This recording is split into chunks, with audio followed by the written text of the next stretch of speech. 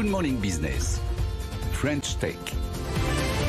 Et dans la French Tech ce matin à 6h44, on va parler de recherche médicale avec Ictos et son président cofondateur Yann Gaston-Maté. Bonjour. Bonjour. Alors c'est passionnant, on a commencé à en parler pendant la pub, on va refaire le match parce que voilà, ça nous passionne évidemment.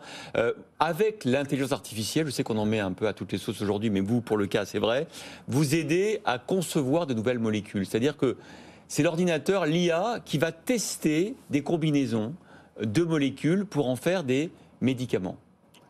C'est ça l'idée ? À peu près. Alors, redites-moi plus précisément. Ce qu'il faut comprendre, c'est que trouver une nouvelle molécule qui peut devenir un médicament plus tard, au terme de son développement, des essais cliniques chez les patients, etc., ouais, c'est extrêmement difficile, extrêmement cher, extrêmement compliqué.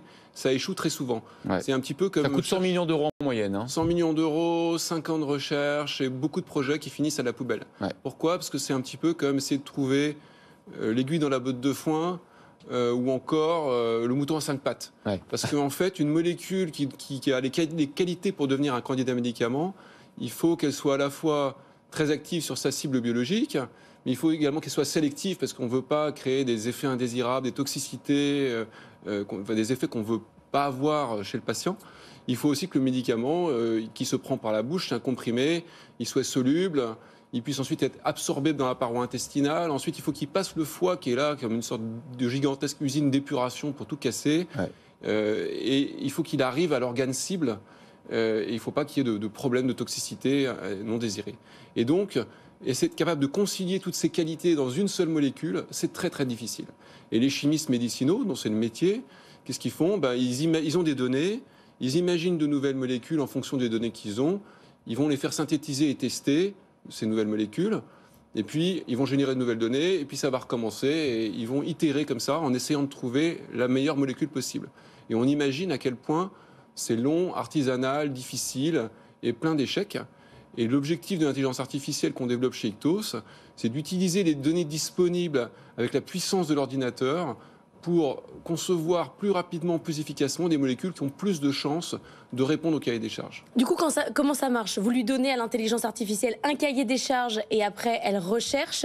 Vous l'orientez comment ? Et vous avez des humains, il n'y a pas que des algorithmes qui tournent. C'est tout à fait ça. En fait, on part avec le cahier des charges du candidat médicament qu'on doit trouver. Donc d'un laboratoire qui vous donne un laboratoire pharmaceutique qui conduit un projet de recherche. Ce que vous faites avec Merck, Pfizer ou Servier. Merck, Pfizer, Servier, ouais, UCB, Teijin, Ono et plein d'autres, parce qu'on a beaucoup de collaborations partout dans le monde. Ils disent voilà ce qu'on cherche. Ils nous disent voilà notre cahier des charges et ils partagent avec nous les données qu'ils ont à disposition. Et nous, on prend leurs données, parce que les données, c'est vraiment le carburant de l'intelligence artificielle. Vous avez 86 millions de molécules dans la machine. Hein. 86 millions de molécules qui ont servi à entraîner l'intelligence artificielle pour imaginer de nouvelles molécules. Mais on a également besoin de données spécifiques des projets de nos partenaires, c'est-à-dire les molécules qu'ils ont déjà faites et mesurées sur les tests biologiques qu'ils utilisent pour cribler les molécules. C'est incroyable ce traitement de data, donc qui fait la force de votre IA.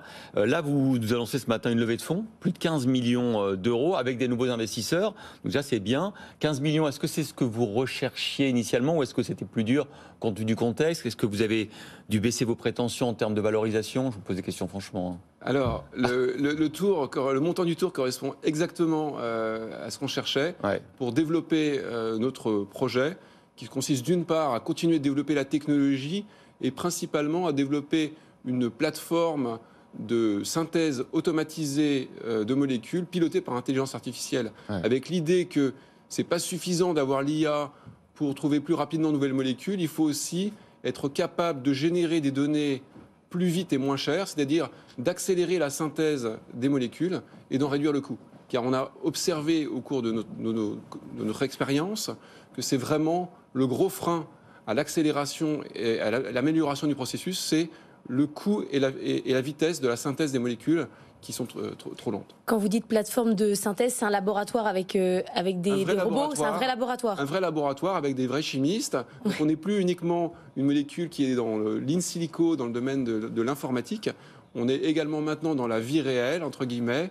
Donc il vous faut des chimistes. Des chimistes notamment, qui vont, en fait, non pas synthétiser eux-mêmes les molécules, mais les faire synthétiser par des robots de synthèse qu'on a achetés chez un fournisseur.